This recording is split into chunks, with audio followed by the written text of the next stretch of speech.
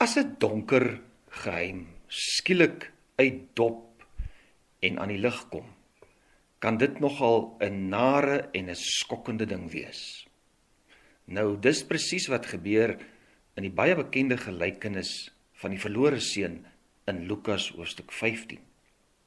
Gewoonlik, as ons na hierdie bekende gelykenis kyk, dan val die klem op die radikale en volledige vergifnis wat die jongste rebelse seun gekry het toe hy na die vaderhuis teruggekeer het. En inderdaad het ons hier 'n aangrypende en roerende voorbeeld van volkome goddelike vergifnis vir 'n berouvolle sondaar. En dit moet ons almal hoop gee vir die diepste verlorene en gevallene. Maar vandag gaan ons bietjie kyk na die oudste seun. Want jy weet, die blye verwelkoming en die hartlike ontvangs van die jongste seun het 'n onverwagse naderdraai gehad. Dit laat 'n diep weggesteekte sweer oopbars. Dit laat 'n geheim uitdop. En dis nie mooi nie. Maar dis juis hier waar ons die skerp kant van hierdie gelykenis vind. Dis eintlik hier waar die regte fokus van Jesus se boodskap te vind is. Onthou bietjie, Jesus vertel ons eintlik hierdie gelykenis met die oog op godsdienstige mense wat gedink het hulle het nie vergifnis en bekering nodig gehad nie. Ons lees daar in die begin van Lukas 15, al die tollenaars en die sondaars het dikwels nader gekom om na hom, dis nou Jesus, te luister. Die fariseërs en die skrifkenners het onder mekaar gemor. Hierdie man ontvang sondaars en eet saam met hulle. Jy sien, hierdie godsdienstige mense, die fariseërs en die skrifkenners, was onbegrypend en ongevoelig, terwyl ander mense opgewonde geraak het oor vergifnis. Want Jesus het die boodskap van vergifnis aan die sondaars en die tollenaars verkondig, en dit het hulle onaangeraak gelaat. Om die waarheid sê, hulle was ongelukkig geweest daaroor, want hulle het eintlik geen begrip vir Jesus se boodskap gehad nie. Hoekom nie? Hulle beskou hulle self as te ordentlik om tot bekering te kom. In vandag se taal sou hulle dink, ag, ons is mos goeie, respektabele kerkmense. Jy sien, die oudste seun, wat so goed gehoorsaam en ordentlik was, is 'n beeld van hierdie tipiese godsdienstige, maar eintlik onbekeerde mense. Die oudste seun se donker bitterkant is 'n duidelike beskrywing van die onbekeerde kerklike godsdienstige mens se hart. Nou, ons kan hierdie tweede deel van die gelykenis, wat handel oor die oudste seun, opdeel in twee temas. Eerstens die tema van liefdelose diens, en dan sal ons net nou kyk na die tema van liefdevolle uitnodiging. Nou, die kontras tussen die twee seuns was aanvanklik baie opvallend. Die jongste is 'n tipiese rebel, en hy verlaat die vader se huis met sy reëls en sy gebooie. Die oudste seun bly soet by die huis en gehoorsaam die pa se opdragte. Dis duidelik uit vers 29, waar hy sê, ek het nog nooit 'n opdrag van u verontagsaam nie. Geweldig. Die jongste was rebels. Die oudste, oënskynlik onderdanig. Die jongste seun lyk na 'n regte gemors, en die oudste seun lyk soos 'n modelseun. Maar skielik op 'n dag verander alles. Die terugkoms van die jongste seun ontbloot die oudste seun se diepste motiewe en gesindheid. Ja, dit bring 'n donker en skandelike geheim aan die lig. En wat was dit? Die oudste seun was al die tyd ongelukkig en het sy vader met 'n gedwonge, liefdelose hart net uit plig gedien. Hy voel verontreg en die bitterheid borrel nou oor uit sy binneste. Kom ons kyk weer na vers 29. Maar hy het vir sy vader gesê, kyk, ek sloof my al soveel jare vir u af en het nog nooit 'n opdrag van u verontagsaam nie. En vir my het u nooit eers 'n bokkie gegee, sodat ek saam met my vriende kon fees vier nie. Die 83 vertaling stel dit so, kyk, al die jare werk ek soos 'n slaaf vir pa. Hoor 'n bietjie die verwyte in sy stem. Ja, die skokkende is, die oudste seun se hart was eintlik net so ver van sy pa af as die jongste seun se. Al was hy fisies binne in die huis. Jy sien, agter beide seuns se optrede lê 'n gemeenskaplike mislukking.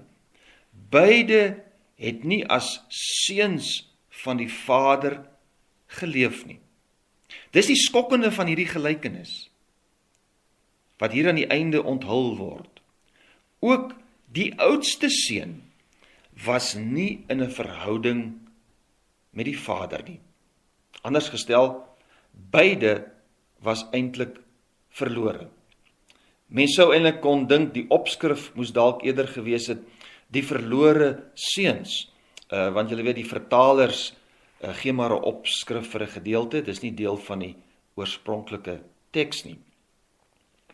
Maar goed, so baie godsdienstige kerklike mense is in die posisie van hierdie oudste seun. Dis mense wat uit goeie huise met goeie Christelike opvoedings kom. En hulle kom nooit tot openlike rebellie teen God nie. Getrou kom hulle uiterlike godsdienstige pligte na, soos kerk toe gaan, huisgodsdiens, 'n uiterlike skoon, ordentlike lewe. Maar hulle is nie regtig in 'n verhouding met die Vader nie. Daar is nie hierdie kind-pa verhouding nie. Dis bloot 'n uiterlike, wettiese verhouding. Mens kan eintlik sê 'n slaaf-baas opset. Alles is uiterlike, dorre pligpleging. Daar's min liefde, min vreugde, min spontane toewyding en weinig begrip vir die konsep van genade. Weet jy, hierdie mense het bekering eintlik net so nodig soos die openlike rebelle en goddeloses. En dis die groot punt. Goeie godsdienstige mense het die genade van Jesus net so nodig soos prostituie, dronkaards en skelms. En natuurlik beteken dit nou nie, dis nou maar okay om 'n prostituut of 'n dronkaard te wees nie. Almal het bekering nodig. Dis die punt. Kom ons kyk na die tweede groot tema hier, liefdevolle uitnodiging. Ons moet nie miskyk hoe hierdie gelykenis afsluit nie. Dit sluit nie af met die protes van die ongelukkige oudste seun nie, maar die hooftema is hier die uitnodiging van 'n liefdevolle Vader. Ons lees in vers 28, die seun het briesend kwaad geword en wou nie ingaan nie, maar sy vader het uitgekom en mooi met hom gepraat. Die ou vertaling sê, het hom gesmeek. Dink jou 'n bietjie in. Hierdie pa verneder homself om buitentoe te gaan en by die oudste seun te pleit. Hier het ons net so 'n dramatiese bewys van die Vader se oneindige liefde as met die terugontvangs van die rebelse jongste seun. Die Vader is vol liefde. En hy kom na die oudste seun, want die oudste seun het ook bekering en genade nodig. Juist daarom verwerp die pa hom nie. Die pa se liefde reik ook na hom uit, net soos na die jongste. Die pa wil hê, ook hy moet deel in die fees. Geliefdes, God se genade nooi alle tipes mense uit. Ja, hy nooi die openlike, geharde sondaars, maar ook die skynheiliges en selfgeregtiges en die sogenaamde ordentlikes. En dit is wat ons by Jesus self ook kry. Jesus het tyd gehad vir Saggeus, die skelm tollenaar, vir die gebroke Samaritaanse vrou daar by die put wat al 5 mans gehad het. Maar dis ook Jesus wat verskyn het aan die eie geregtige en goeie Fariseer Saulus. Jy sien so baie mense wat in die kerk groot geword het, is tipiese oudste seuns. Hulle verstaan nog nie die genade nie. Hulle is nie in 'n liefdevolle verhouding met die Vader nie. Hulle moet ook die boodskap van bekering hoor.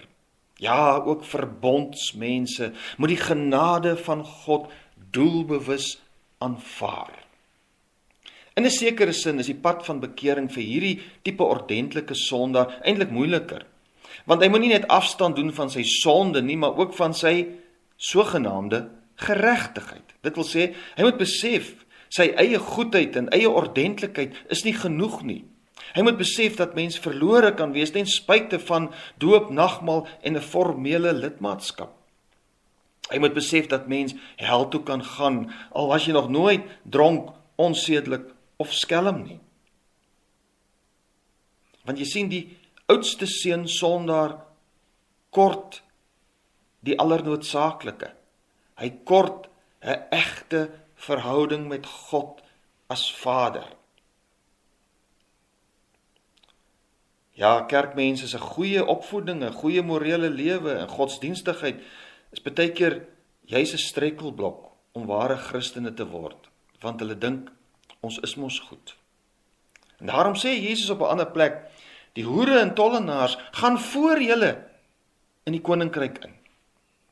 Jy sien, die goeie mens, in aanhalingstekens, moet ook eers besef, ek is 'n sondaar, voordat ek gered kan word. Jesus red alle soorte sondaars, maar Jesus red net sondaars. Dis eers as ek myself tel onder die sondaars, wat daar hoop en redding is, ook vir my. So, is jy 'n tipiese jongste seun, 'n openlike rebel, of dalk 'n tipiese oudste seun, 'n ordentlike sondaar? Dit maak nie regtig saak nie. Ons almal het God se vergifnis en genade deur Jesus Christus nodig. Kom, wees net eerlik met die Here Jesus en kom na hom as sondaar, net soos jy is. Hy nooi alle sondaars om te deel in die groot fees van die verlosters, wat duur tot in alle ewigheid. Amen.